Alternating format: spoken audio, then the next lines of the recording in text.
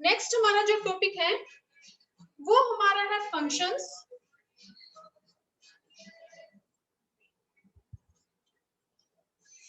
और सिग्निफिकेंस या importance of statistics.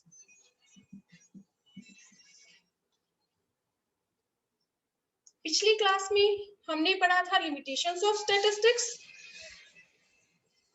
और अब हम स्टडी करेंगे फंक्शंस और importance of statistics in economics.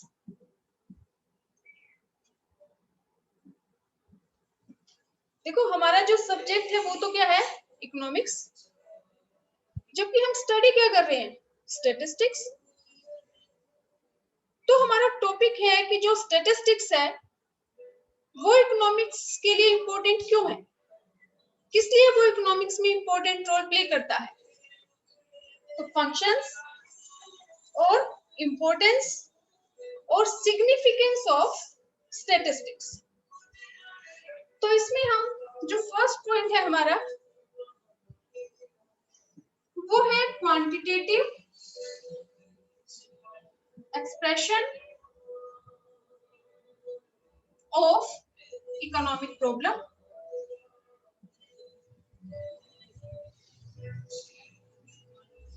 Means कि इकोनॉमिक्स के हमारे जो भी हमारी इकोनॉमिक प्रॉब्लम है, हमारी population, poverty, unemployment, rate of participation in India, या size of workforce in India, या government budget, balance of payment, तो जो भी हमारी इकोनॉमिक प्रॉब्लम है, अगर हम इकोनॉमिक्स में स्टैटिस्टिक्स का यूज ना करें तो क्या हम हमारी इकोनॉमिक प्रॉब्लम को एक्सप्रेस कर पाएंगे, क्या हम उनको इजीली अंडरस्टैंड कर पाएंगे, क्या हमारी गवर्नमेंट उन प्रॉब्लम्स को सॉल्व करने के लिए सही तरीके से पॉलिसीज फ्रेम कर पाएगी।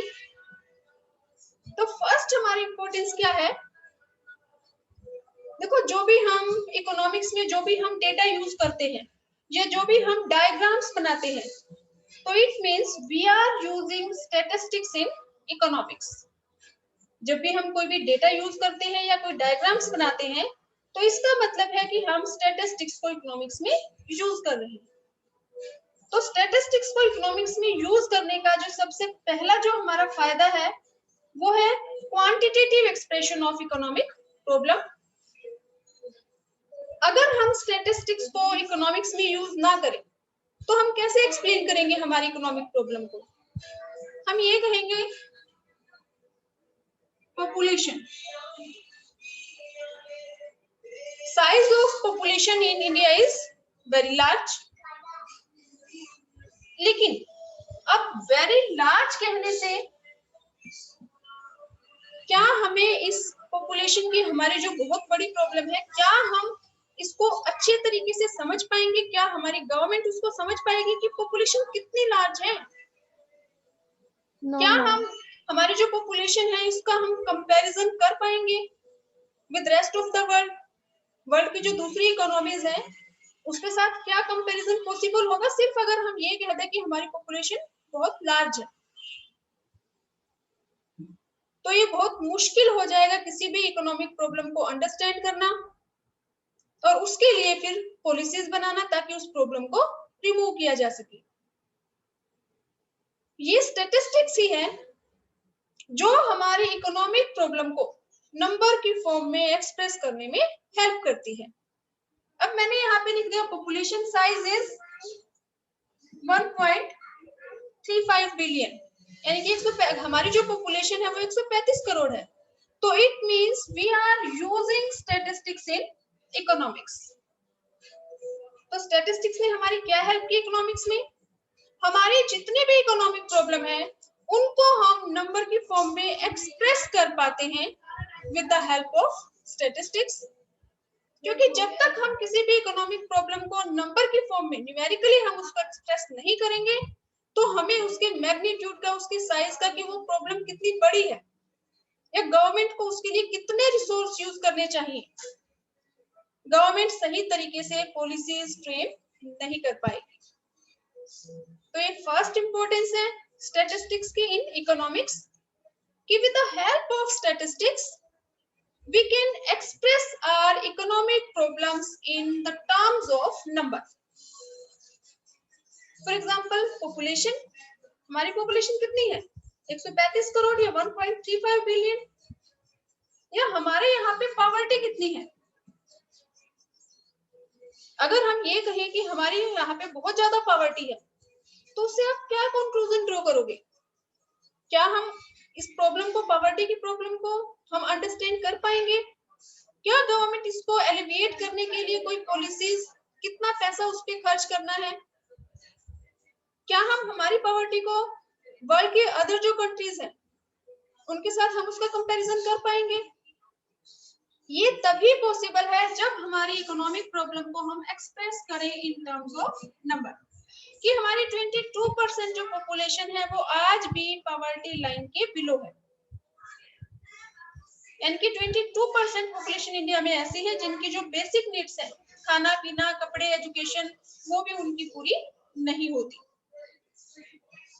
तो फर्स्ट इंपॉर्टेंस कि स्टैटिस्टिक्स का इकोनॉमिक्स में यूज करने की वजह से हम इकोनॉमिक्स की जो भी प्रॉब्लम है, हमारी इकोनॉमी की, पॉवर्टी है, अनएम्प्लॉयमेंट है, पॉपुलेशन है, उनको हम एक्सप्रेस कर पाते हैं इन टर्म्स ऑफ नंबर, क्योंकि नंबर की फॉर्म में एक्सप्रेस करने के बाद ही हम उसको समझ सकते हैं, उसको दूर करने की कोशिश कर सकते हैं।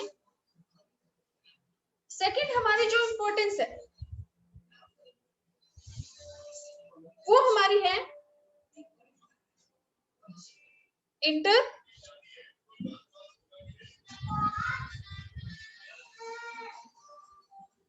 Sectoral and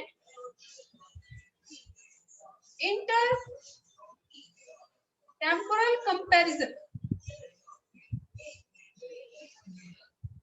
intersectoral and inter temporal comparison. Intersectoral means एक सेक्टर का दूसरे सेक्टर से कंपैरिजन। फॉर एग्जांपल अगर मैं कहूं कि रूरल एरिया का अर्बन एरिया से कंपैरिजन, उसको हम क्या कहेंगे? इंटरसेक्टोरल। इंटरटेम्पोरल मीन्स टाइम पीरियड, कि हम अब 2020-21 का कंपैरिजन करें 2019-20 से या 2010-11 से, तो एक टाइम पीरियड का दूसरे टाइम पीरियड से कंपैरिजन, और एक सेक्टर का दूसरे सेक्टर से कंपैरिजन। ये तभी पॉसिबल है जब हम स्टैट्स का यूज करें इकोनॉमिक्स में। फॉर एग्जांपल अगर मैं ये कहूं कि हमारी जो टोटल वर्क फोर्स है, फॉर एग्जांपल हमारी इंडिया की जो टोटल वर्क फोर्स है वो हमारी है 73 मिलियन। अब इसमें से कितनी वर्क फोर्स रूरल एरिया से बिलोंग करती है और कितनी वर्क फोर्स हमारी अर्बन एरिया से बिलोंग करती है, ये कंपैरिजन हम कब कर पाएंगे? जब हम अपनी प्रॉब्लम को नंबर के फॉर्म में एक्सप्रेस करें। तो स्टैटिस्टिक्स इकोनॉमिक्स में हेल्प करता है इंटरसेक्टोरल कंपैरिजन में, कि हम एक सेक्टर की दूसरे सेक्टर से कंपैरिजन कर पाए। फॉर एग्जांपल हमारी जो टोटल वर्कफोर्स है 473 मिलियन, इसमें से 70% जो हमारी वर्कफोर्स है वो रूरल एरिया से बिलोंग करती है, और जो 30% वर्कफोर्स है वो हमारी अर्बन एरिया से बिलोंग करती है। अब क्योंकि हम स्टैटिस्टिक्स का यूज कर रहे हैं इकोनॉमिक्स में, इसीलिए हमने यहाँ पे नंबर की फॉर्म में बताया कि हमारी रूरल वर्कफोर्स है 70% और अर्बन वर्कफोर्स है 30%। तो जो स्टैटिस्टिक्स है वो हेल्प करता है इकोनॉमिक्स में in comparison, intersectoral comparison and intertemporal comparison, यानी कि एक टाइम पीरियड का दूसरे टाइम पीरियड से। फॉर एग्जांपल अगर मैं ये कहूं कि हमारे 3 सेक्टर है, primary, secondary and tertiary.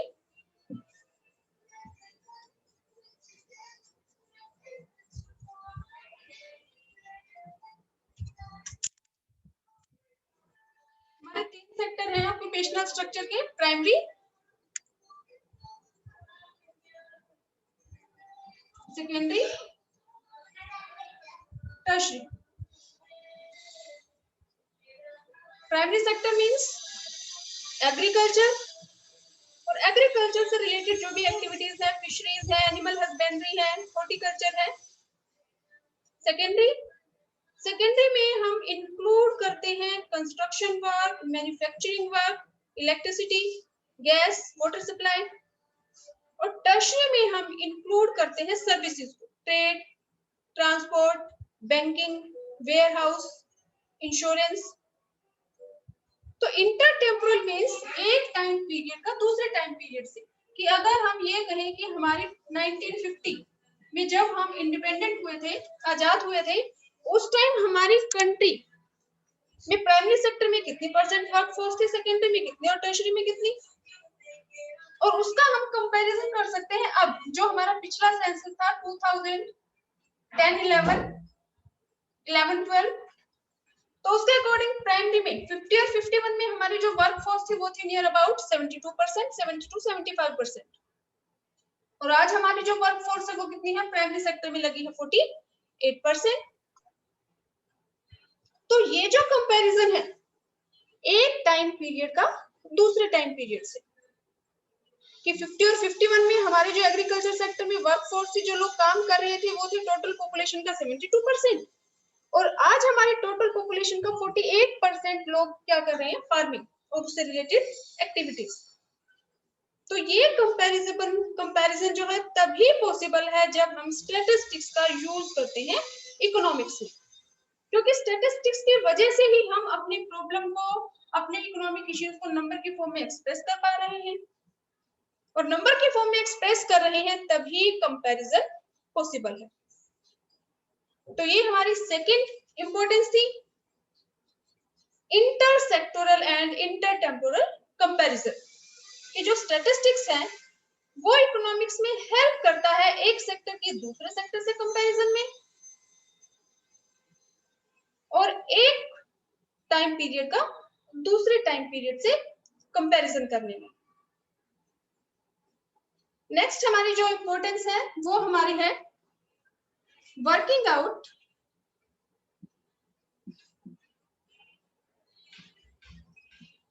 cause and effect relationship।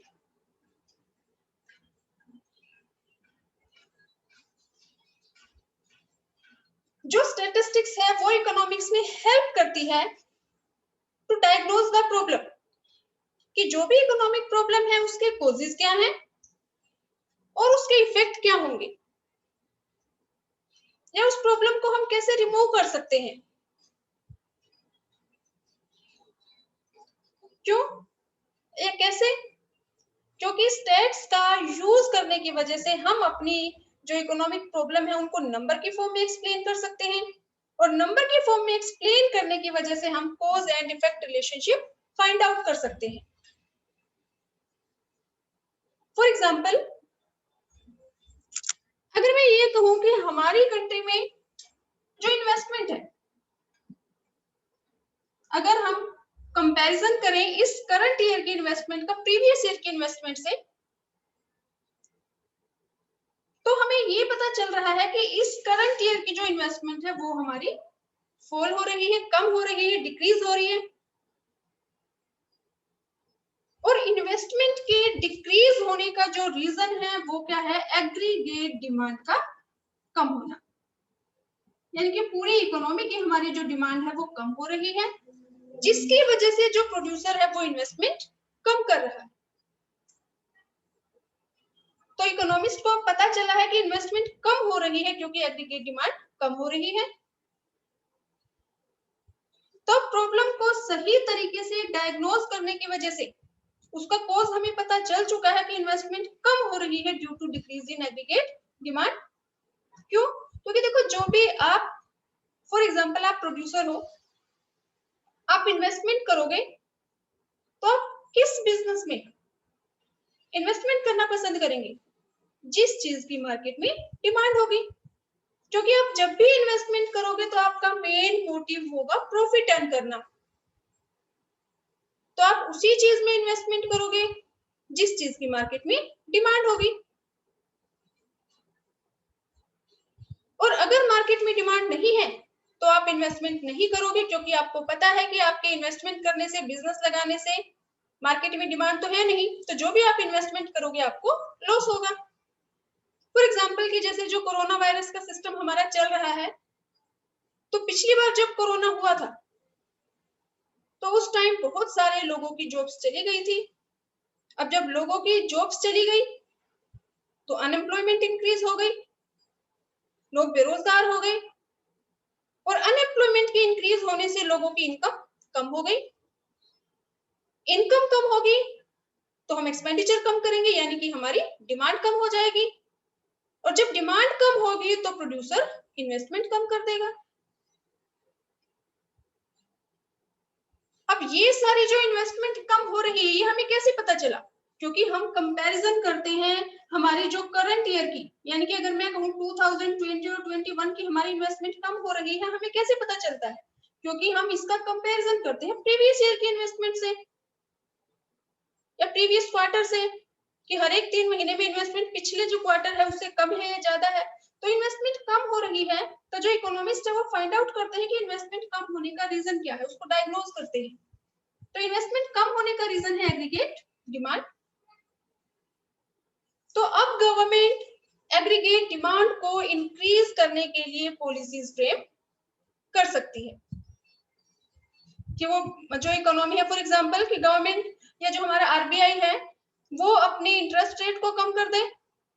जब आरबीआई अपनी इंटरेस्ट रेट को कम करेगा तो कमर्शियल बैंक अपने इंटरेस्ट रेट को कम कर देंगे, और इंटरेस्ट रेट कम होने की वजह से जो कंज्यूमर है वो कंजम्पशन के लिए ज्यादा उधार लेगा, ज्यादा लोन लेगा, और जब डिमांड बढ़ेगी तो जो प्रोड्यूसर्स हैं वो भी ज्यादा लोन लेंगे और ज्यादा इन्वेस्टमेंट करेंगे। तो हम जो स्टैटिस्टिक्स है वो इकोनॉमिक्स में हेल्प करती है working out cause and effect relationship, कि कोई भी जो इकोनॉमिक प्रॉब्लम है, कि फॉर एग्जांपल इन्वेस्टमेंट हमारी कंट्री में कम हो रही है, तो उसका रीजन क्या है? एग्रीगेट डिमांड का कम होना। एग्रीगेट डिमांड कम होने की वजह से इन्वेस्टमेंट कम हुई है, तो जो गवर्नमेंट है या आरबीआई है, आरबीआई अपनी मॉनेटरी पॉलिसी फ्रेम करता है ताकि एग्रीगेट डिमांड को इंक्रीज किया जा सके। तो जो गवर्नमेंट है वो फिस्कल पॉलिसी फ्रेम करती है ताकि एग्रीगेट डिमांड को इंक्रीज किया जा सके। नेक्स्ट जो इंपॉर्टेंस है स्टैटिस्टिक्स की इकोनॉमिक्स में वो है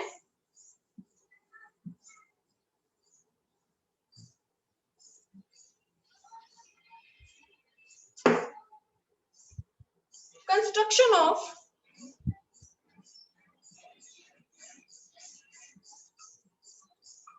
इकोनॉमिक थ्योरीज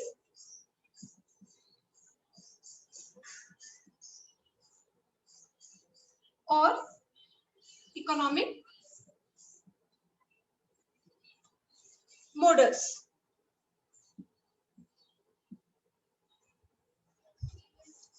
जो स्टैटिस्टिक्स है वो इकोनॉमिक्स में हेल्प करती है टू कंस्ट्रक्ट इकोनॉमिक थ्योरीज और economic models.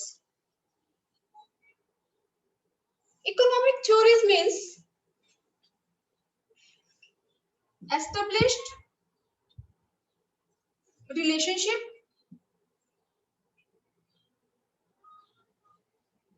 between different variables।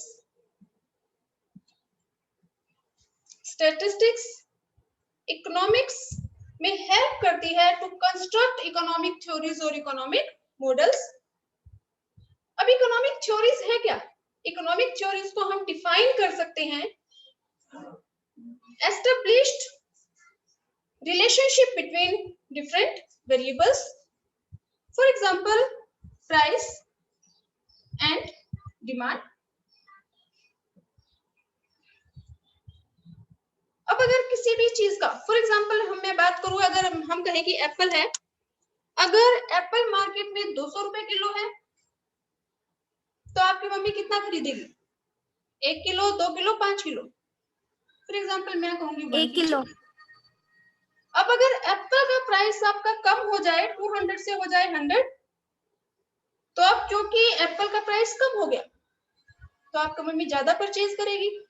अब 100 रुपीज के जी है तो वो 2 किलो परचेज कर लेगी। लेकिन अगर यही एप्पल मार्केट में 50 रुपीज के जी मिल जाए तो आपकी मम्मी 5 किलो खरीद लेगी कि ठीक है फ्रिज भर दो, जब खत्म होंगे तो और खरीद लेंगे क्योंकि बहुत सस्ते हैं। ऐसे ही फॉर एग्जांपल कि मार्केट में अगर सेल लगी है, आप शर्ट खरीदने जाते हो, तो अगर मैं कहूँ कि वही प्राइस और डिमांड कि मार्केट में अगर एक शर्ट है, ये प्राइस और ये डिमांड, कि मार्केट में जो शर्ट का प्राइस है वो आपका है 2500, तो आप क्या करोगे? एक शर्ट खरीदोगे। लेकिन अगर कल ना सेल लग जाएगी 50% ऑफ है, तो आप क्या करोगे? अगर मान लो प्राइस हो गया 1500, तो आप 2 शर्ट खरीद लोगे। लेकिन अगर यही प्राइस और ज्यादा ड्रॉप हो जाए कि एक शर्ट आपको 500 रुपए की मिल रही है तो आप 5 खरीद लोगे। तो ये क्या है? प्राइस और डिमांड में स्टैटिस्टिकल रिलेशनशिप कि प्राइस ज्यादा होने पे कंज्यूमर कम डिमांड खरीद करता है, कम खरीदता है, और अगर प्राइस कम हो जाए, प्राइस ड्रॉप हो जाए तो डिमांड इंक्रीज हो जाती है। और यही चीज जब बार बार प्रूव होती है, देखिए जो एक्सेप्शंस और ऑलवेज देयर, जो एक्सेप्शनल केस है वो तो हमारे हैं ही। फॉर एग्जांपल हमारे घर में अगर फंक्शन है, शादी है, तो हम महंगा होने पे भी ज्यादा खरीदेंगे। अब अगर हमारे पास वुलन क्लोथ्स नहीं है और एकदम से सर्दी आ जाए तो महंगे होने पे भी हमें खरीदने पड़ेंगे। तो वो जो सिचुएशन है वो अलग है। जनरली जो हमारा प्राइस और डिमांड का बिहेवियर है वो क्या है कि प्राइस ज्यादा होने पे हम कम डिमांड करते हैं, और अगर प्राइस कम हो रहा है तो हम ज्यादा डिमांड करते हैं, ज्यादा खरीदते हैं। और यही चीज जब बार बार प्रूव होती है तो उसको हम क्या कहेंगे? Economic theory. तो अब ये कि प्राइस इंक्रीज होने पे डिमांड कम होगी और प्राइस डिक्रीज होने पे डिमांड ज्यादा। अगर प्राइस कम हो रहे हैं तो डिमांड हमारी इंक्रीज हो जाएगी, और अगर हमारा प्राइस इंक्रीज हो रहा है तो डिमांड हमारी कम हो जाएगी। ये कैसे पॉसिबल है? अगर हम ये प्राइस और डिमांड को नंबर की फॉर्म में एक्सप्रेस ना करें तो क्या पॉसिबल है इकोनॉमिक थ्योरीज डेवलप करना? क्योंकि हम प्राइस और डिमांड को नंबर की फॉर्म में एक्सप्रेस कर रहे हैं, यानी कि हम स्टैट्स का यूज कर रहे हैं इकोनॉमिक्स में। तो इसीलिए हमें समझ में आ जाता है कि जो प्राइस है और डिमांड है उसमें नेगेटिव रिलेशनशिप है, कि अगर प्राइस इंक्रीज होगा तो डिमांड डिक्रीज होगी, और अगर प्राइस डिक्रीज होगा तो डिमांड इंक्रीज होगी। और यही चीज जब बार बार प्रूव होती है तो वो क्या होती है? Economic theory. ऐसे ही अगर एक और एग्जांपल हम लें,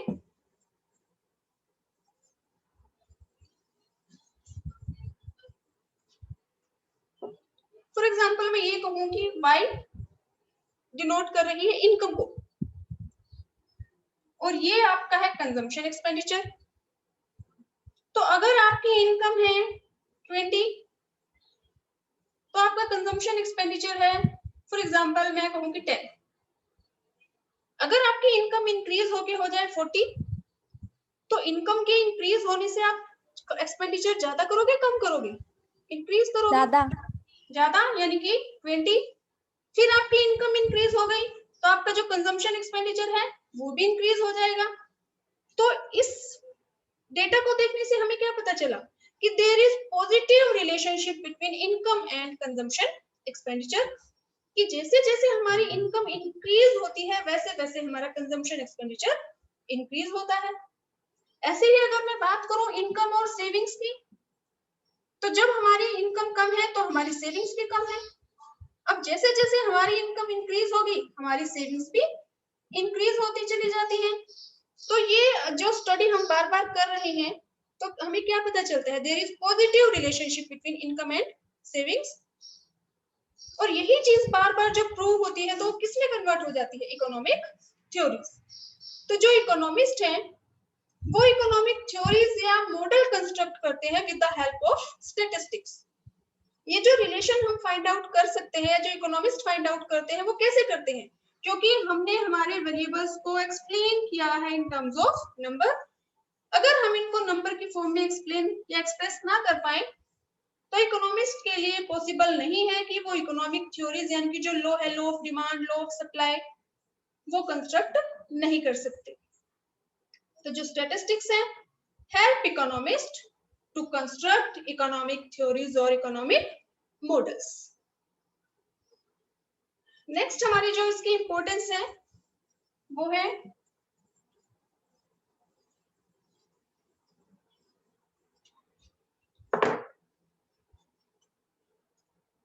इकोनॉमिक फोरकास्टिंग।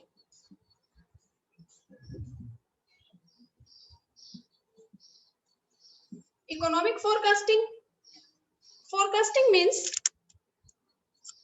पिछले डेटा के बेस पे, हमारे पास जो प्रीवियस ईयर्स का जो डेटा हमारे पास है, उनके बेस पे हम फ्यूचर के बारे में अनुमान लगाएं। तो जो भी इकोनॉमिक फोरकास्टिंग है वो पॉसिबल है क्योंकि हम इकोनॉमिक्स में यूज करते हैं स्टैटिस्टिक्स का। फॉर एग्जांपल अगर मैं ये कहूं कि जो इन्फ्लेशन रेट है, इन्फ्लेशन रेट मींस महंगाई के बढ़ने की दर, स्पीड, जो इन्फ्लेशन रेट है वो हमारी, अगर मैं ये कहूं कि 2017 और 18 में थी 5%, 2018 और 19 में 6%, 2019 और 20 में 7%, तो 2020 और 21 इसमें कितनी होगी? पिछले डेटा के बेस पे। और फ्यूचर के बारे में अनुमान लगाने को हम क्या कहेंगे? फोरकास्टिंग। इकोनॉमिक फोरकास्टिंग मींस कि जो हमारे इकोनॉमिक इश्यूज हैं उनसे रिलेटेड फोरकास्टिंग हम कर सकते हैं क्योंकि हम स्टैट्स का यूज कर रहे हैं इकोनॉमिक्स में। क्योंकि हमने जो भी इन्फ्लेशन रेट है उसको नंबर के फॉर्म में यहाँ पे एक्सप्रेस किया है, तो it means we are using statistics in economic problems. और इस प्रीवियस डेटा के बेस पे हम ये अनुमान लगा सकते हैं कि हर साल 8% रेट इंक्रीज हो जाती है। 17-18 में 5% थी, 18-19 में 6%, 19-20 में इन्फ्लेशन रेट 7% थी, तो 20 और 21 में कितनी होगी? 8%। हम ये सिर्फ फोरकास्टिंग कर रहे हैं, इट इज नॉट एक्चुअल। हो सकता है कि एक्चुअल में इन्फ्लेशन रेट डाउन आ जाए, लेकिन हर एक जो बिजनेसमैन है या इकोनॉमिस्ट है, सभी इकोनॉमिक फोरकास्टिंग करते हैं। और इकोनॉमिक फोरकास्टिंग हम कर सकते हैं किसके बेस पे? प्रीवियस जो डेटा हमारे पास है। तो जो स्टैटिस्टिक्स है वो हेल्प करती है इकोनॉमिक्स में इन इकोनॉमिक फोरकास्टिंग। या फॉर एग्जांपल अगर मैं ये कहूं कि हमारी जो जीडीपी ग्रोथ रेट है, हमारी कंट्री में हर एक साल जो जीडीपी है यानी कि production of goods and services is increasing. अब वो कितना इंक्रीज होता है, उसकी जो रेट है वो अगर मैं कहूं कि 2015 और 16 में थी 2%, 16 और 17 में थी 3%, 17 और 18 में थी 4%, तो अब 2018 और 19 में कितनी होगी? तो ये क्या है? Economic forecasting. फोरकास्टिंग मींस क्योंकि प्रीवियस ईयर का डेटा हमारे पास है और इसकी स्टडी करने के बाद हम आइडिया लगा सकते हैं कि 18-19 में जो जीडीपी ग्रोथ रेट होगी वो कितनी होगी? 5%। क्यों? क्योंकि हर बार 1% से इंक्रीज हो रही है, तो इट मींस 18 और 19 की जो जीडीपी ग्रोथ रेट होगी वो कितनी होगी? 5%। लेकिन ये कोई एक्चुअल डेटा नहीं है, ये हम सिर्फ अनुमान लगा रहे हैं। हो सकता है 5% की रेट से इंक्रीज हो जाए या हो सकता है इससे कम भी हो जाए। तो जो स्टैटिस्टिक्स है वो हेल्प करता है इकोनॉमिक फोरकास्टिंग में। नेक्स्ट जो इसकी इंपॉर्टेंस है,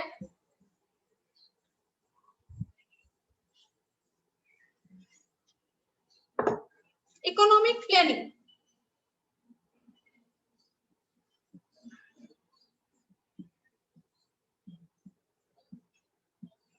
इकोनॉमिक प्लानिंग मीन्स कि हमारी जो गवर्नमेंट है हमारे पास डेटा है उसकी स्टडी करती है और उसके बेस पे फिर हमारी कंट्री के लिए इकोनॉमिक प्लानिंग करती है। फॉर एग्जाम्पल कि गवर्नमेंट ने जो भी वो टैक्स रेट फिक्स करती है, गवर्नमेंट ने जो भी टैक्स रेट फिक्स की, तो हम जो भी टैक्स पे करते हैं वो गवर्नमेंट की रिसिप्ट है, वो गवर्नमेंट की रेवेन्यू रिसिप्ट होती है। तो अब गवर्नमेंट ने जो भी टैक्स रेट है, फॉर एग्जांपल अगर हमारी जो टैक्स रेट है वो हाई है, तो टैक्स रेट हाई होने की वजह से जो लोग हैं वो टैक्स की चोरी करेंगे, टैक्स इवेजन करेंगे और टैक्स नहीं भरेंगे, जिससे गवर्नमेंट की जो रिसिप्ट है, रेवेन्यू रिसिप्ट है, वो कम हो जाएंगी। तो अब गवर्नमेंट को जब ये लगेगा कि जो टैक्स जितना आना चाहिए था, जितनी हमारे पास पैसा आना चाहिए था उतना हमारे पास नहीं आया, तो उस केस में गवर्नमेंट पॉलिसीज बना सकती है, टैक्स रेट को डाउन कर सकती है ताकि लोग टैक्स की चोरी ना करें और गवर्नमेंट की जो रिसिप्ट है वो इंक्रीज हो जाए। क्योंकि गवर्नमेंट की जो रिसिप्ट है जितनी ज्यादा होगी, गवर्नमेंट उतना ही ज्यादा खर्चा करेगी हमारी कंट्री में, चाहे वो कंजम्पशन एक्सपेंडिचर करे या फिर इन्वेस्टमेंट एक्सपेंडिचर करे। अब गवर्नमेंट को कैसे पता चलेगा कि उसकी जो रिसिप्ट है वो कम है या ज्यादा है? क्योंकि हम स्टैट्स का यूज करते हैं इकोनॉमिक्स, क्योंकि गवर्नमेंट के पास न्यूमेरिकल फॉर्म में डेटा होगा कि गवर्नमेंट एक अपना आइडिया लगाती है कि टैक्स से इस साल हमारे पास इतना पैसा आएगा। जो गवर्नमेंट बजट बनाती है, बजट क्या है?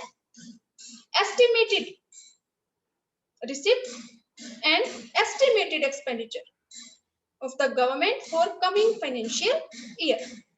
तो गवर्नमेंट को एक आइडिया होता है कि इस साल टैक्स से मेरी जो इनकम है वो कितनी होगी, लेकिन एक्चुअल में जब उतनी रिसिप्ट ना आए तो उसका कॉज क्या है? गवर्नमेंट फाइंड आउट करेगी कि for example tax rate high है, तो अब गवर्नमेंट पॉलिसी बना सकती है, प्लानिंग कर सकती है कि टैक्स रेट को कम किया जाए ताकि लोग टैक्स की चोरी ना करें और गवर्नमेंट की जो रिसिप्ट है वो इंक्रीज हो जाए। क्योंकि गवर्नमेंट की जितनी ज्यादा रिसिप्ट होगी उतना ही ज्यादा वो हमारी इकोनॉमी में एक्सपेंडिचर करेगी, उतना ही ज्यादा इन्वेस्टमेंट करेगी, बिजनेस ऑर्गेनाइजेशन खोलेगी, रोड ज्यादा बनवाएगी, डैम्स बनवाएगी, हॉस्पिटल्स बनवाएगी, स्कूल्स बनवाएगी। नेक्स्ट जो इम्पोर्टेंस